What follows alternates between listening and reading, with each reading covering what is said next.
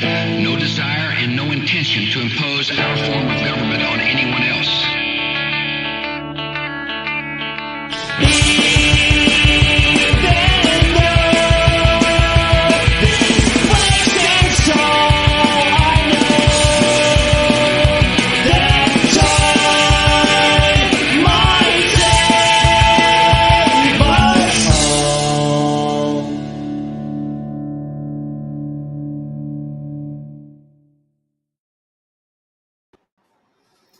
Hello, everybody, and welcome to the show. Today, we are broadcasting live in the United Public Radio Network, the UFO Paranormal Radio Network, 105.3 FM on the Gulf Coast and 107.7 FM in New Orleans. Also broadcasting live on social media, and this show is brought to you by the Experiencer Support Association. I'm your host, Ryan Stacey. I'm a licensed private investigator, and as the Director of Investigations for the Experiencer Support Association, I use my investigative skills to dive headfirst into the hidden mysteries of UFOs, paranormal activity, and consciousness phenomena. Thank you for tuning in. Lisa, I see you already said hello. Hello, Lisa. Good to see you. Chris, good to see you. Good to see you. I hope you had a good nap there, sir. Working hard this weekend. All right, so 60 is in the chat. Only two of you have, seven. Only two of you have commented. Please comment, like, say something so I know you're here and I can shout out to you. All right, let's get started with the Tessa News.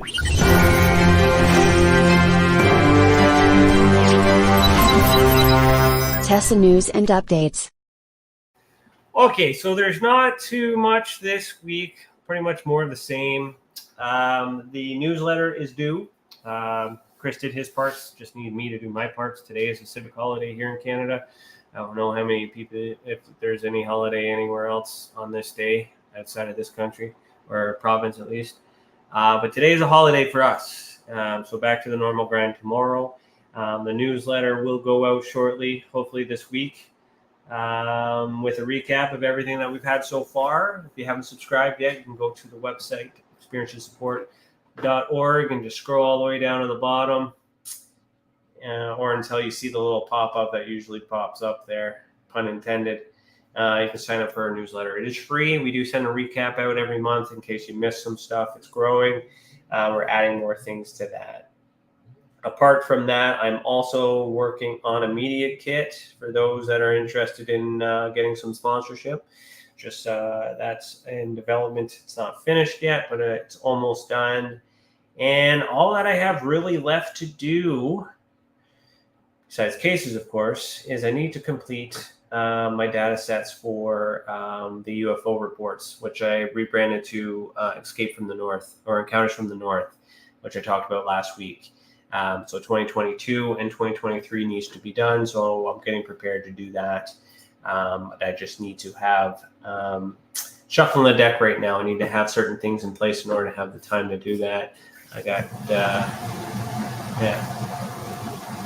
Today is a civic holiday, Christopher. It's Ontario. You should know that. Why am I telling you that? Anyways. So that's it for updates for the most part. I haven't written any articles this month, unfortunately. We don't have any other writers who have submitted any work, so there's not going to be any updates. So I'll take that time to let you guys know that if you guys are interested in writing for us, you can. If you are a writer or would like to start up becoming one, we'll do the editing, we'll do what we need to do to help you to get your voice out here. So we are looking for writers. Okay, so send an email to admin@experiencersupport.org. Put it in the comments here for you. Sorry, my air conditioner just turned on. How loud is that for you guys? Can you guys hear my air conditioner? If so, I will turn it off. But it's a million degrees in here. Okay, and that's it. The only other update really is, I'll say it again at the end of the show, is tomorrow night we have Jake Perry on Beyond the Tinfoil Hat. The topic is writer, director / chill. Christopher, you got to pick topics that are relevant to the subjects, either UFOs, paranormal, or consciousness. Those are the ones we need to see. If you don't have one, then ask me. Those aren't good topics. But hopefully it's a good show. So tune in tomorrow at 6 p.m. Eastern Time for Beyond the Tinfoil Hat, Season 6, Episode 30. Can you believe that? And I'm on episode 13 of this first season. I cannot believe how far we have gotten here. Okay, so I think that's it. Let's get into the system. In today's episode is called Astral Travel and Beings Observed. So let's segue. I guess off-world travel. It's psychogenics and esoteric, and it's also, this particular case involves beings that are observed. So I'm going to start with the psychogenics and esoteric part, and then we'll segue into the beings observed.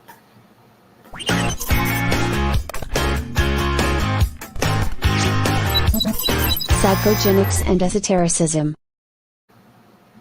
Okay, so if you go to the website and click on Visual Evidence Database, you will find this database that I am referencing. You can uncheck all of these things that aren't relevant. So for today, I'm removing all of the manual markers that I put in place.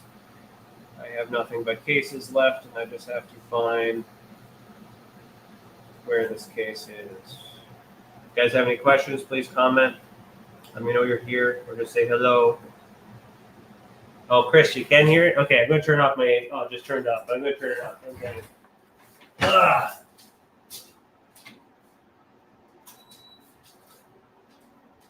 Okay. It's off. And then I'll get rid of that. Jill, hello, Jill. Thank you. We got your email. There was a response sent. I don't know if you responded back. I didn't see any this morning, but just letting you know, we saw your email. Please get back to us. Thanks for coming back. So, where am I here? Hello. Okay, so, where am I? I think this is where we are. Yeah, aerial activity here, beings observed. This is the case here. Okay, perfect. I've been out of the off. So Jill says she did respond this afternoon. Perfect. I checked this morning. I won't be checking again until tomorrow. And so I don't know if it's been forwarded to me yet or whatnot. So awesome. Well, hopefully you get we'll give you something tomorrow. Okay, so this one I had a hard time deciding on what to do, because sometimes some cases can be classified as more than one in my ultraspectrum classification system. Some of these cases that I've gotten combine things. They haven't been splitting up, and the experiencer themselves are unwilling to do multiple reports. Let me talk about that for a little bit. So the reporting system is designed to ask certain questions in a certain way to draw out facts and important measuring items, so that way we can determine quickly what the object is or what category it's in when we're doing the work. Then at the end, you explain the detail of the event, and usually that explanation is a summary of all the stuff. And because when you make a report and you get this huge summary of what's going on, we have to take all that information out and put it into categories. Like, this is theory, this is an opinion, this is belief, this is fact. And usually fact is very, very small. And when you're expressing your experience, a lot of times it's driven by emotion, it's driven by belief, it's driven by all these other things, and we don't really get far too often logical explanations. However, there are ways to extract logic and fact from the emotional reports. It's just challenging. It's hard. So the way the system is designed is to extract the facts first, and then you can provide all the other stuff at the end. The reason why I'm telling you that is sometimes the experiencer doesn't want to go through the extra work of making more than one report. So what they'll do is they'll choose the best thing that fits, and then we have to break it up separately. So this case that we're about to talk to is an example of that, where it can be categorized in multiple things. But we were unable to separate that because the experiencer, rightfully so, didn't want to make a long report, make 5 different reports when they've already done so. And we understand that. It's I'm just using this as an example that it's a preference if you decide to make a report. that if you have a psychological effect, being observed, aerial activity, all in one experience, it's important that you report those experiences separately. It takes more time, but you get what and I want quality over quantity, if that makes sense. I would rather have, and the system is designed, and it may also discourage some people from making reports because you have to answer questions. You might not have them.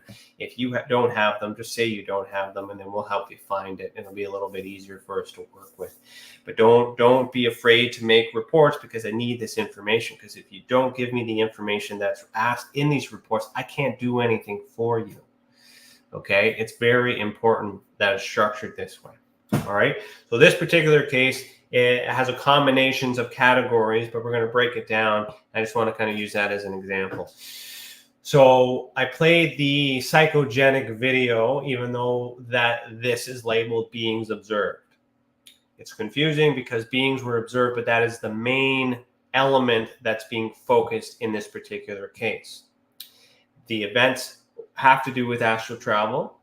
Possibly in a dream state, we don't know. I'm pulling this from memory. This is also from 2019. I do remember this case. But I'm just speaking in terms of the system. Okay.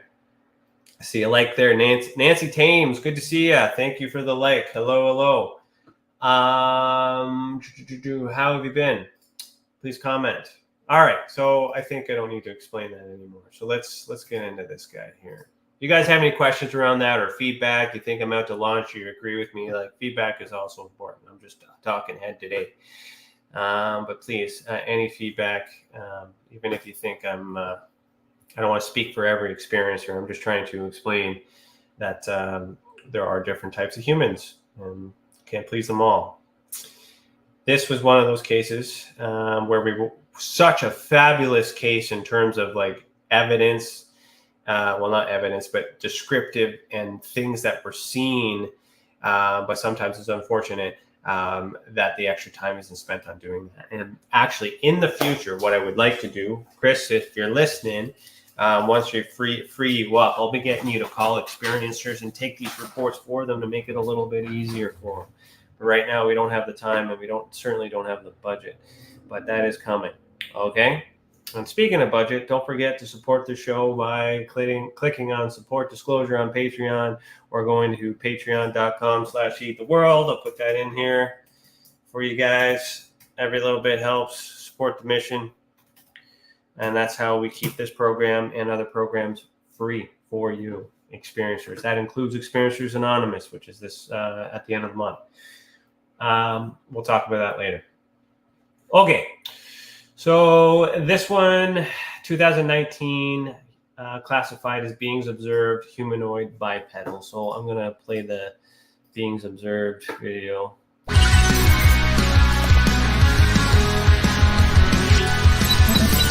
Beings observed, intent unknown. All right. So here's the video here, and I'll just play it, and I will narrate for the radio.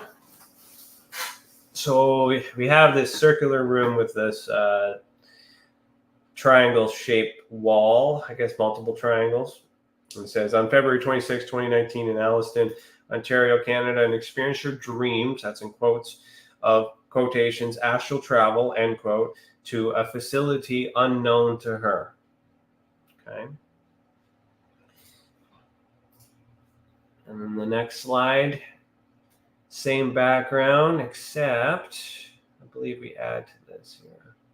She recalled seeing these beings before breathing in the quotation air, end quote, from this device.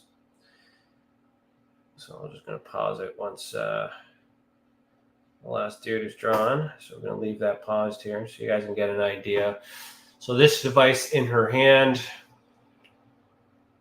These are beings that were observed, hence the humanoid classification. They do appear to be human. NASA was, on the badge here, so we don't know if this is actually NASA itself or if it was some sort of astral travel. right? Because we can't tell where the mind goes. Are we seeing? I can't say we can't tell.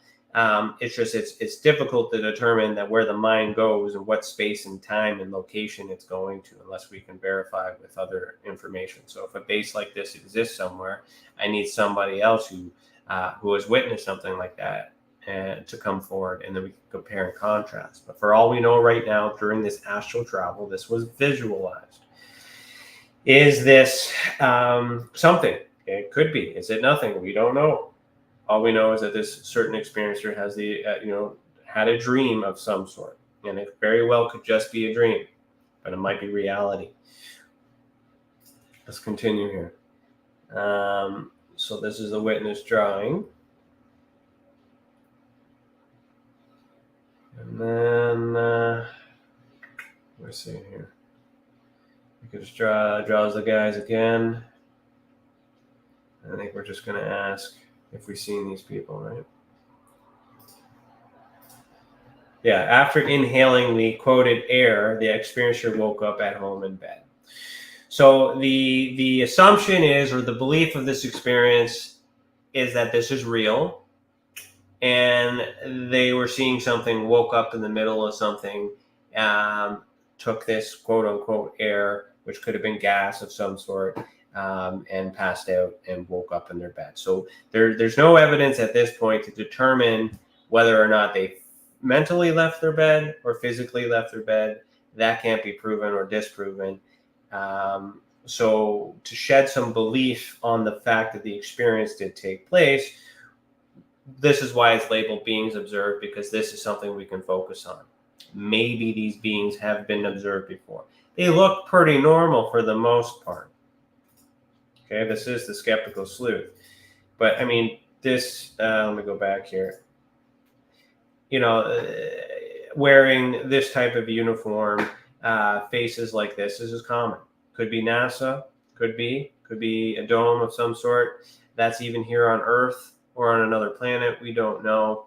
And this definitely looks like a hazmat suit to me. So this is still an experience, okay? Even though it's not woo, it's not a ghost or an alien, it's still something. You go to sleep, or you're in this state, you're doing whatever it is that you're doing, and you see these things happening to you, it's terrifying. And those need to be looked at as well. As realistic as this is more likely of there being a government secret program working on people when they don't realize it. That is more probable than the extraterrestrial scenario, or the based on empirical evidence that exists. Now, if you've seen it and you believe it and all that other stuff, I'm not trying to take that away from you. I'm focusing on tangible physical evidence that can be used in the court of law. Okay, so it's very likely in this scenario that these are humans in this particular case. But why are these humans giving her gas of some sort, quote unquote? I'm calling it gas because of the assumptions. Why are they wearing this stuff? Why is this experiencer seeing these things? Was it a movie? Was it something they saw? All that stuff gets ruled out, of course. And then I'm left with something that's unusual. So this one I liked because it's like the secret space program, which is a part of the phenomenon. All right, so let's get into the witness statement. If you guys have any questions or comments, so let me know, please. Or say I agree, nod your head somehow. I need some validation. The following events were described during an assumed dream state. Okay. I was at the experiencer is stating on February 27th, 2019, that I was at a facility. Then I was taken on board a spacecraft, and I was then in space. The spacecraft then traveled into what I believe was another dimension. I have seen another Earth, and that looked just like ours. Something went wrong.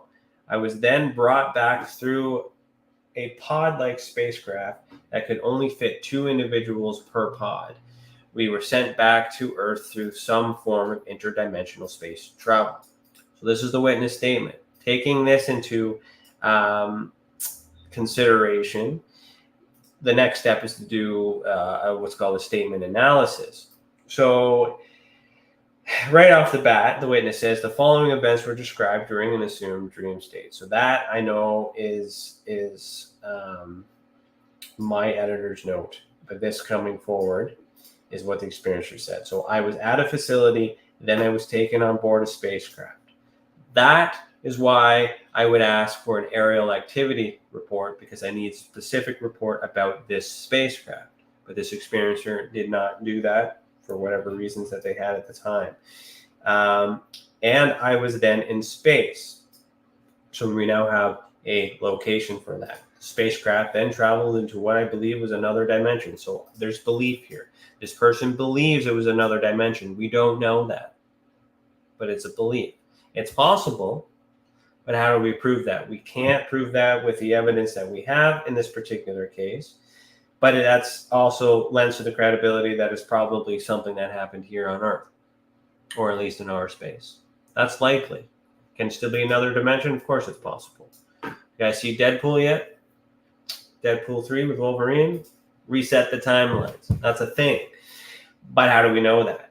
Actually, before I came up here, I was having a very good philosophical talk with my wife about the Akashic Records and how that works, and karma, debt karma, and all that other stuff. So I was challenging that quite a bit. But maybe we'll talk about that later. So, and also I'm pickling beets. I'm canning beets right now.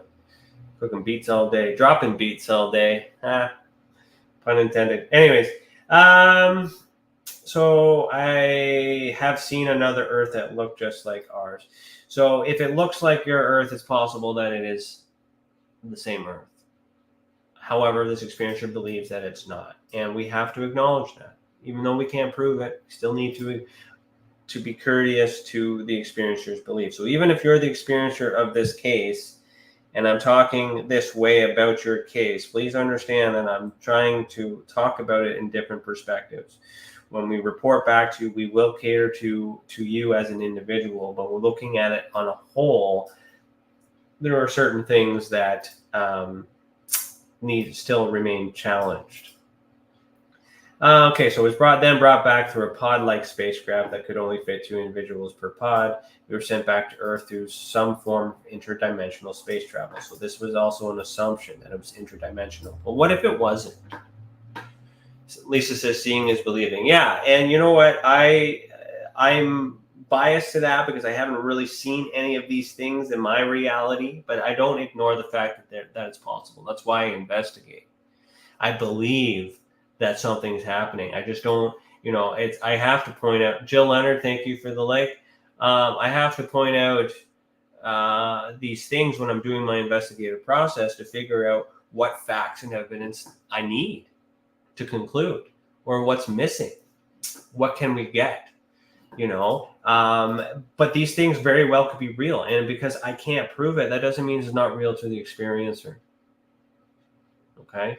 So some of you might look at this and be like, oh yeah, it's just a couple people at NASA, and then blow it off. But there's more than that, right? We have astral travel of some sort. And if you believe that astral travel is possible, like Jill, who I referenced last week, we were talking about CE5. That email had to do with assisting or collaborating somehow with her efforts and what we're trying to do. And hopefully we can make that work to some degree, or at least start somewhere.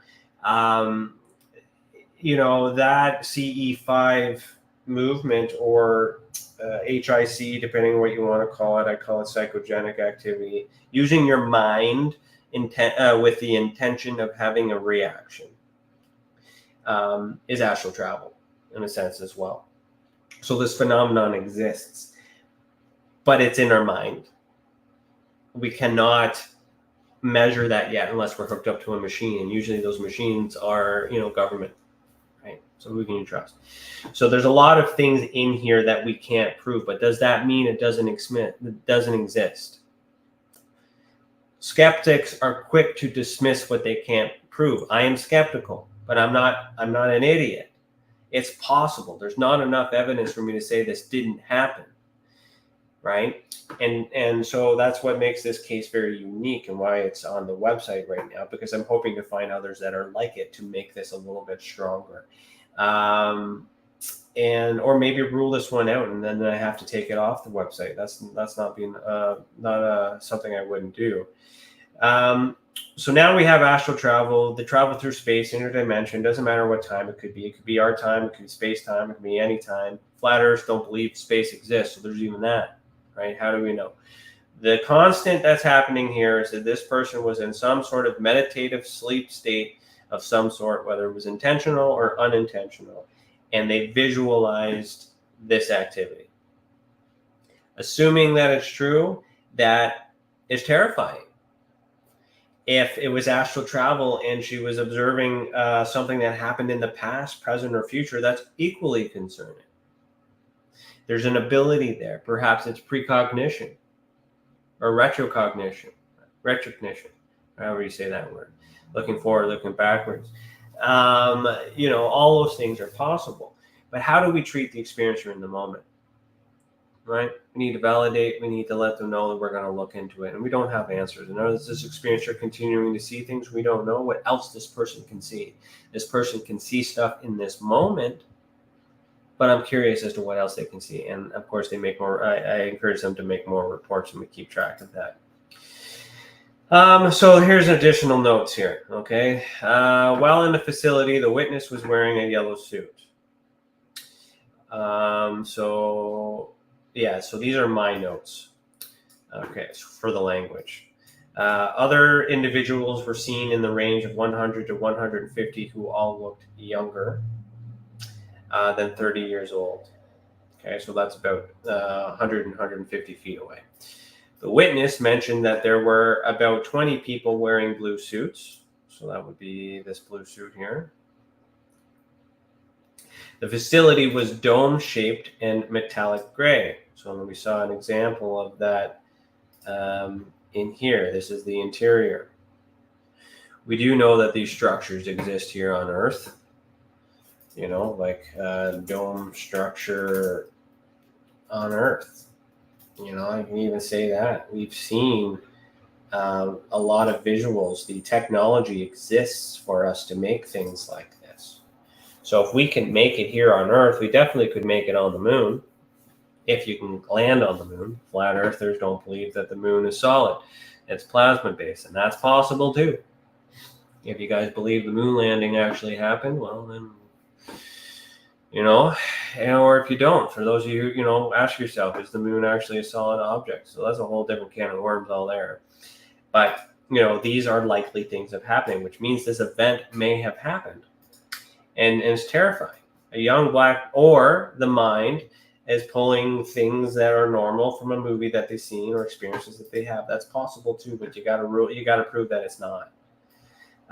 So a young black male explained to the witness that NASA has been sending test subjects into space to study interdimensional space travel. We've heard those things before. There are many people talking about that. Has this experiencer, so this experiencer is not talking about anything new. But this is just currently her experience. Where did she get the idea from? Is it from another experiencer, or did she actually experience it? The second person in the return pod was a young black male.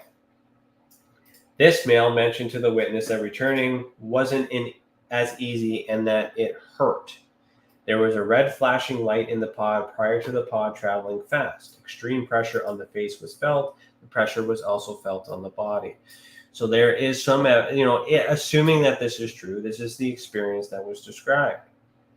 Has anybody else been involved in the secret space program or anything of the like? Nancy, I know you're familiar with something like that if you're still watching. Some of this stuff might resonate to your experiences. Right? So it's possible, but is it likely?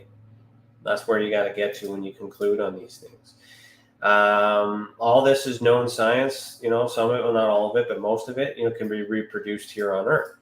Minus even with the G-force, which is probably what the pressure of the face was, or the body. That can be tested here on Earth in the labs, NASA labs. So maybe she has to travel to a base that's on this planet or in another space. The plane was described as unbearable. Again, looking at the psychogenics or looking at the psychological aspect of the experiencer, the constant is this person is able to visualize these vivid things when they intentionally try to do so. That makes them, a very powerful experiencer if what they're seeing is true. It could be imaginative. It could be made up. It could be art. It could be a figment of their imagination. That stuff cannot be ruled out, cannot be determined until I have more people make reports of the same thing, and then I can compare and contrast your statements to figure out what's real and what's not real. So the pain was described as unbearable. She heard, quotations, initiating protocol B3, end quote. It might have also been D3. A bright white light was seen. Then the witness started to see past memories of her childhood, both positive and negative. Immediately after, the witness recalls seeing herself back in a pod, seeing lines of all different colors. The witness felt like being inside a tunnel. The witness described shooting out of the tunnel and then coming to a quick, slow movement with Earth in front. Now, this is very descriptive. I've never had an encounter like this. However, I've seen a lot of movies that describe space travel. It's possible that the idea came there, but I don't know for sure, so I still have to believe the experiencer. As a skeptical sleuth that I am, I can't prove that. And both places have to exist here in order to balance the equation. Then you also have to look into the idea of space itself. If the flat earthers got it right and that there's no space and there's a dome on this planet, then she didn't go to space at all. But where did she go? Somewhere. Remote viewing is something that we can do while focusing on objects here on the Earth. So this is how complex the phenomena gets. Why you have to study the experiencer, study the experiences, and then measure, how these phenomenons affect these people. And that's my big study that I'm working on as well. Let me see here. Also, we got some chat today. Lisa says, my mom and sister seen Angie as well. Interesting. Yes, I remember us having conversations about that. I'm not quite sure if any of the reports have come in yet. Still part of my pandemic batch, which I have to get to after I'm done my reports for the UFO phenomenon. But I do recall us talking about that, Lisa. Jill says, I've experienced the quote tunnel, end quote, several times. So is that through astral travel, Jill, that you've experienced this? Like in conscious, like awake, you're not sleeping? Because then that's interesting. It's very interesting. And there's validation too. So just because this other person has experienced something like this, that doesn't mean that they experience the same thing. It's just a similar way to describe the symptoms of whatever this was. We're going to relate to whatever we can that's closest to these experiences, so we can feel safe and try to rule it out. But it just could be the experience of the mind traveling. And I've had similar things like that. I'd have to do a full disclosure on this, but I'm not gonna talk to almost 70,000 listeners about my recreational activities. But if you read between the lines, there are some times where you go to other places, and I could say that relates to a tunnel-like feeling. But is that reality, or is that mind-altering substances that cause that? Right? Or does it help you? Does it help you get there? And that's where this really gets complex, where I have to write papers and books and stuff to explain all these things. I can't really get into that in a 1-hour episode, but that's just another example that we have of this three-dimensional aspect of the phenomenon is just scratching the surface. And yeah. Anyway, so when other comments here. Lisa had said, my mom had an encounter with Angie earlier this year, a visit. Yes, thank you for changing your word. Visit. Good. Encounter kind of sounds negative. Jill says that is through meditation. OBES. I'm not quite sure what that means. Obvious? Meditation ohms? Conscious. I don't know what you're trying to say with the OBES word. Consciousness and awake with visuals. So that's interesting. So if you're able to do that while awake and you feel that and you would explain that as moving through a tunnel, then that provides validation to this experiencer. Hopefully that experiencer is listening to this podcast one day and get some validation from that. That doesn't mean that this scenario that she's described has happened. This is just what our mind. Oh, you put a plural on it. Of course I know what OBE is, out-of-body experience. Duh. I feel silly for asking that, but because it wasn't capitalized and there was an S at the end of it, it looked weird to me. Okay. Sorry. Not sorry. Canadian. So out-of-body experience, of course. Okay, through meditation, astral travel, and you do use the other language, HIC and stuff. So you're beyond there. You're there. I apologize. I think OBE or out-of-body experiences was another term that they were trying to use more than astral travel, but that's again coming to the classification system. This is a good segue to go to that. Let me go where we at 5. Holy crap! This case is taking the whole show. That's good. So if we go into the ultra spectrum classification system again. No, don't do that. I don't want to lose my my spot. I'll open it in a new page. Just because you're here and we're chatting about it, I've often tried to battle those archetypes of astral travel and out-of-body experiences and use a term that doesn't that is universal. So when you say out-of-body experience, you are making the assumption that you've left your body physically. When you say astral travel, there's the assumption that you're traveling astrally. It's possible, but do we actually know where we're going? Okay. So I've tried my best I've put in psychic ability, where is it here? Remote viewing, out-of-body experience, astral travel or astral projection, another term to use or adjective for that, is in this category for psychogenic. And psychogenic is anything that uses your mind.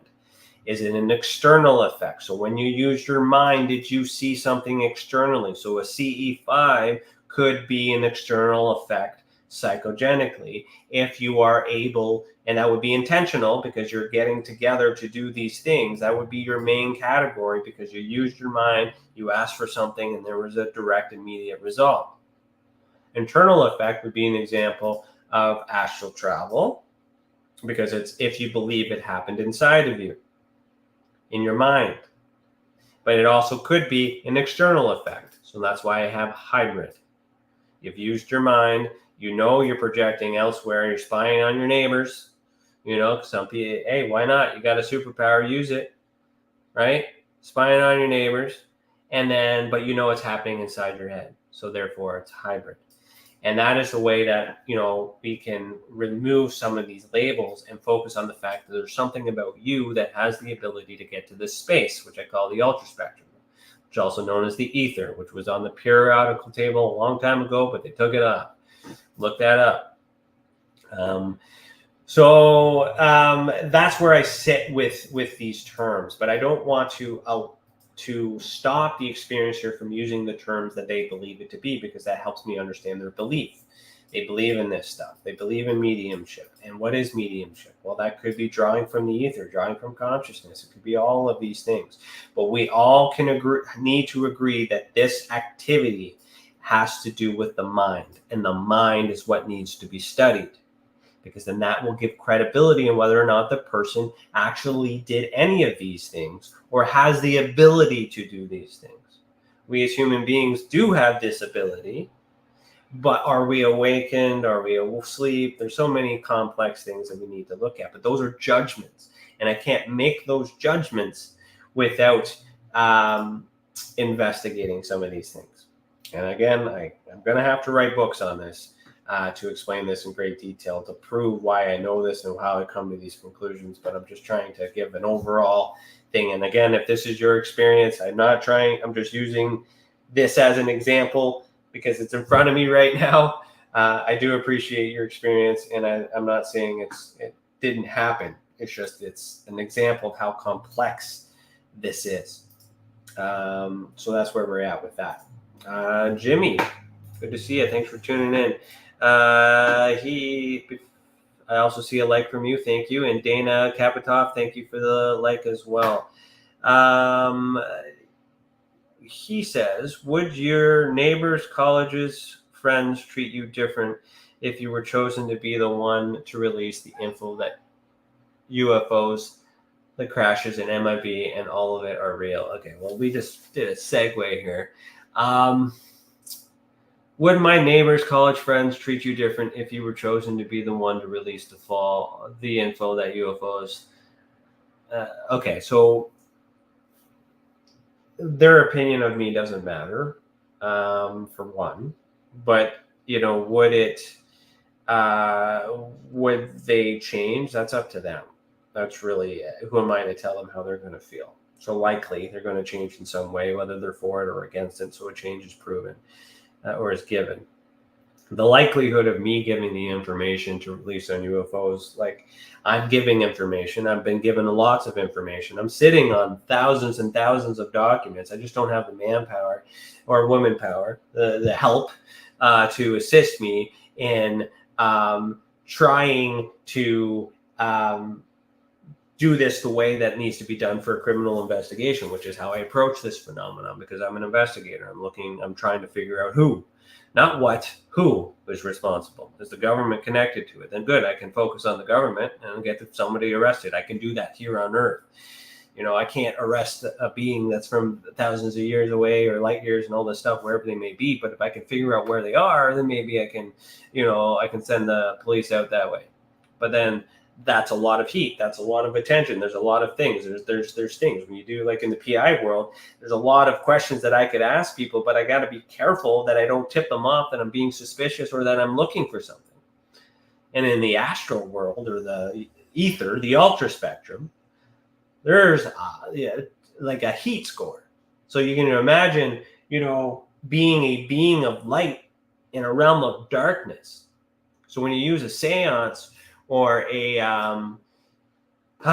get into a paranormal side where you're using a Ouija board or something or some other method in order to call on a spirit. You have good intentions, but you don't know what door you're opening. You're a beacon of light in a sea of darkness. So there's lots of things that could happen. Now, I'm given information. Have I gone through that information? Have I been given the smoking gun? I have no idea. On the account that I don't have time to do all the things I got to do in a day, work, pay the bills, and do all the stuff in this world, and then have this, have all this other stuff. So I'm going to use that opportunity to say, if anybody wants to volunteer or contribute in some way to assist with uploading documents and getting these things transcribed the way that I want it, you send an email. You holler and say, I want to do it. And if you can do one a week, one a day, one a month, one a year, that's better than me not doing any. All right. I do need the help, but we don't recruit. Understand that. If you want to join, you ask. And based on that, we will have the right people at the right time for the right reasons. Okay. Jill, you're in that process. You reached out. We're having a conversation. If we can make it work, we'll make it work. And it's not because of anything, whether it jives. And that's the soul contract. If it works for us, works for, and that's just another example there. So why me? Why would I be given this information? Maybe I have, but maybe that if they're real for what?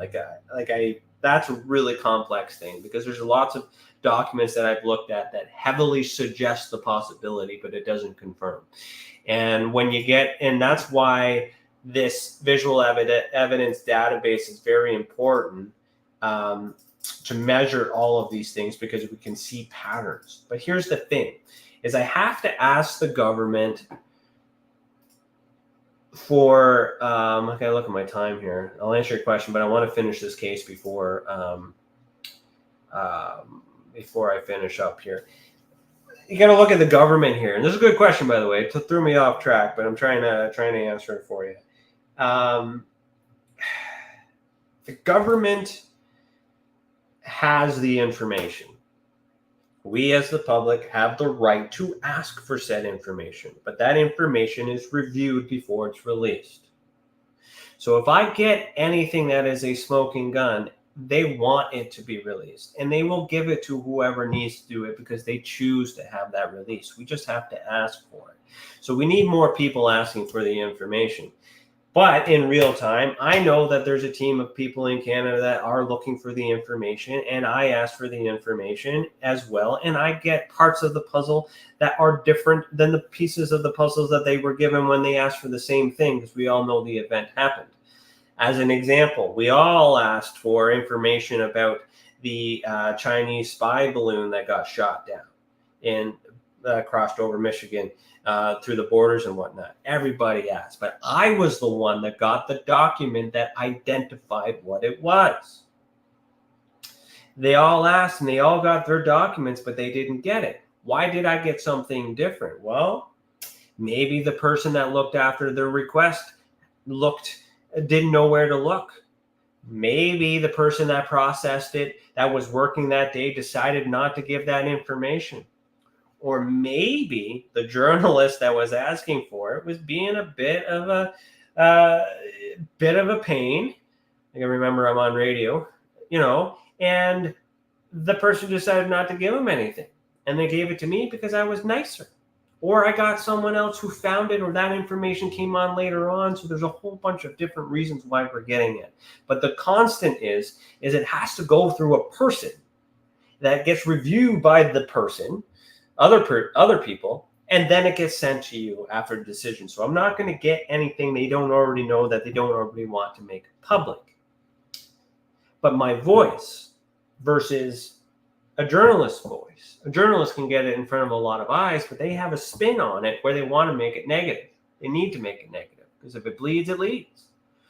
Perhaps because I'm doing a podcast, I don't know, they got dirt on me. They got, I have a pension through my army, so, they can pull my pension. Maybe they got some leverage in case I go rogue, or maybe it's the way that I deliver it. We're all giving that information. That's assumptions. I don't want to toot my horn, any more than I have to. But there's that human element. We can't forget that humans are involved in this. Humans are covering it up. Humans are also protecting it. It's the why. Getting into the flat earth topic, if there's an ice wall, fine. If there's a dome, fine. Doesn't matter. I want to know why there's a dome and why we're not allowed to go there. That's my question. It's the why. Why is it there in the first place? But there's still humans involved. They have to protect it. And if they know the why and they believe the why, then they're going to do these things because they could understand it. Maybe, still on the flat earth topic, there's been science that shows that if they break that glass dome, that we're going to flood because we're underwater. That's a good enough why for me to, create SpaceX and all of a sudden partner up with NASA after I hit the freaking, we're talking about, I'm trying not to go down a rabbit hole, but I'm clearly in it. This rabbit hole should be good for another episode, but I don't want to get in there. But I got to get back to this thing here. Jill says, good answer. I hope that was something else, not before I start trailing off here. Lisa said, I find it interesting how people say I look like Angie in some ways. What do they see interesting? Well, the extraterrestrials could have been made by us, could have been made by other people. They could be us in the future. I mean, we were made in God's image and likeness, right? Who is God? It's very possible. Jimmy, is AI helping you and others to find the truth about UFOs? Well, I don't know how AI is helping me. AI helps. We use AI all the time. This is an artificial intelligence platform that I'm on. If I go and type an article, I use Grammarly. That's AI. It helps me spell better or say things differently. Like AI could essentially help me find UFOs, but it's not going to have the answers because the government puts the internet out there. So as soon as it can have access to all the information, then maybe it can help me get to stuff. But Jimmy, every time you come on the show, you make me feel like I'm the one. I'm not Neo. I'm not the Matrix here, and I appreciate your support, but I'm uncomfortable when you put this pressure on me. I'm just a guy doing stuff like everybody else. Okay, I have a different way of doing things, and I don't think I'm going to get the smoking gun. But I do think that what I'm doing and what I'm trying to do, and the team that is behind me and with me, in front of me, wherever you want to be, everybody that's working for the Tesla mission, we're all part of it. It's a team goal. We have aces in places.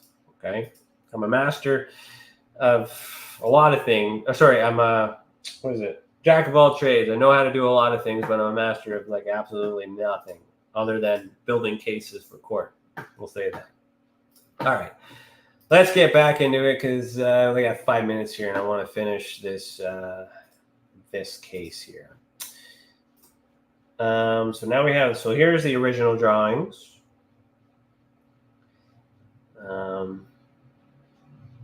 I always like when the experiencer is gifted in the arts because it creates a lot of detail, and it's always interesting too. So yeah, we don't have a face. Do I need to see the eyes and the nose and the mouth to know that this is humanoid? No, not really. But, it's helped with the facial structure to give me an idea with the shape of the ears in comparison to that. That is likely a human being. And what was important was the uniform. The tie stood out for some reason, probably because it was weird that this was open and that there was a suit underneath. Who knows? Obviously, the breasts are important to identify that this is a female. Did they not have hair? Maybe. Or maybe it just wasn't focused. Did they have blank faces? Maybe. I don't know. It just wasn't what was prominent on the experiencer's experience. But you get into details like this where the pants are tucked into the boots. I always find that stuff interesting. And then you have these gloves that are, this gives me these details as if it's a hazmat suit. If you look at a hazmat suit, which you all know, you've probably seen it in your mind, it looks like that. But there's a very specific one. I remember finding it.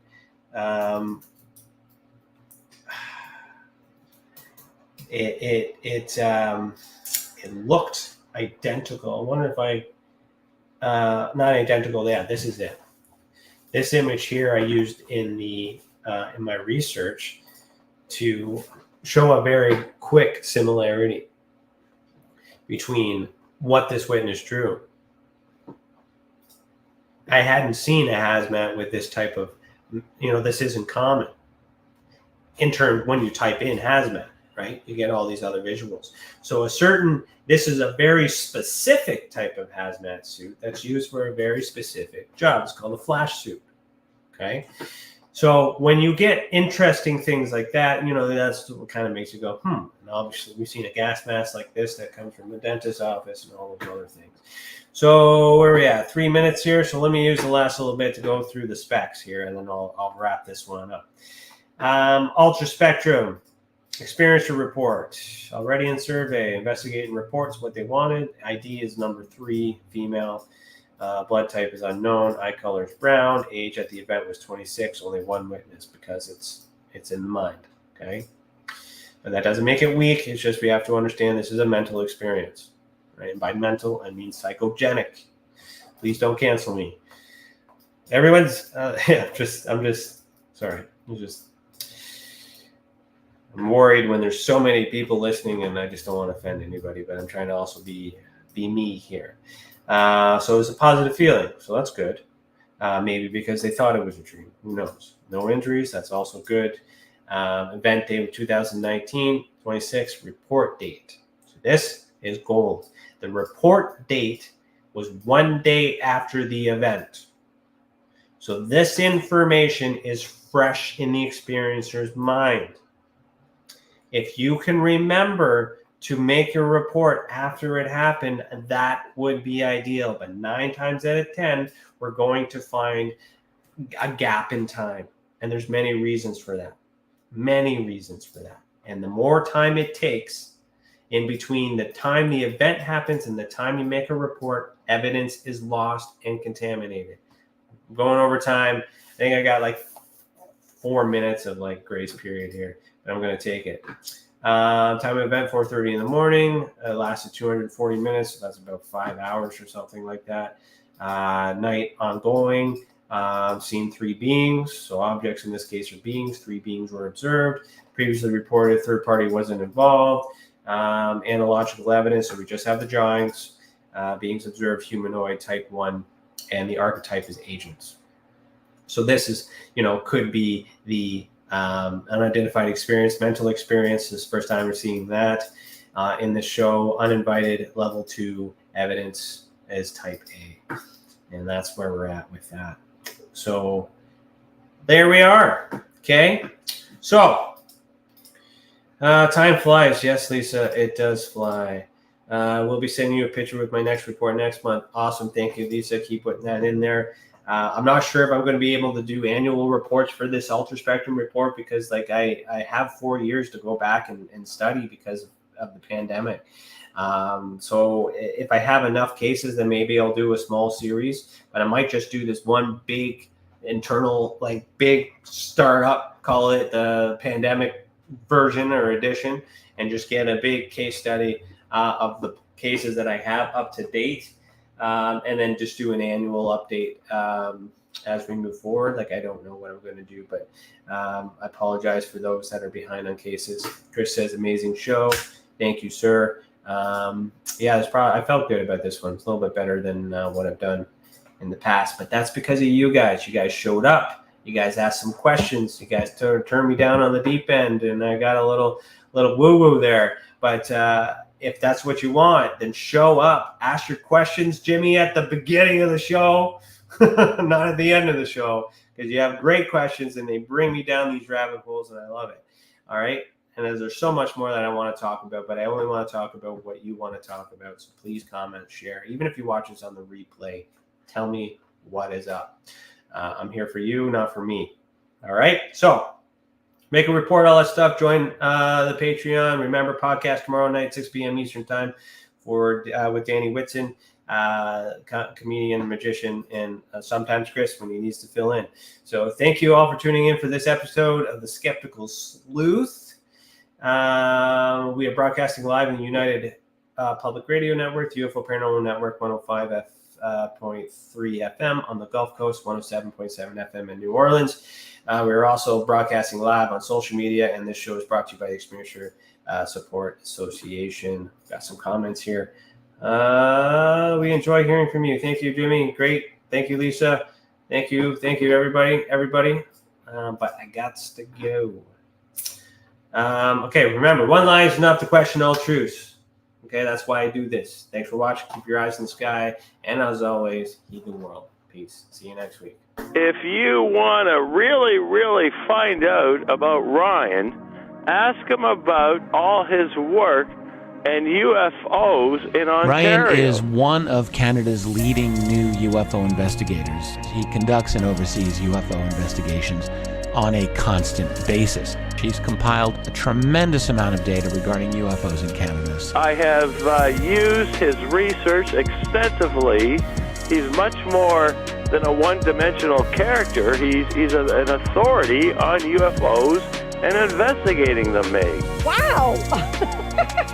Really goes over how UFO investigations are done and what are some of the mistakes that people make when they submit evidence. For starters, don't edit your videos or photos before you send them. He would come out with an annual report on not only the number of sightings, but how many were unexplained unknown, or just, nothing could be said. What caused If you it? want to hear more follow-up conversation between Ryan and myself, you can go to richarddolanmembers.com, where we have a candid conversation on ufology, the paranormal, and more. And remember, while we learn and grow and search for the truth, let's be good to each other.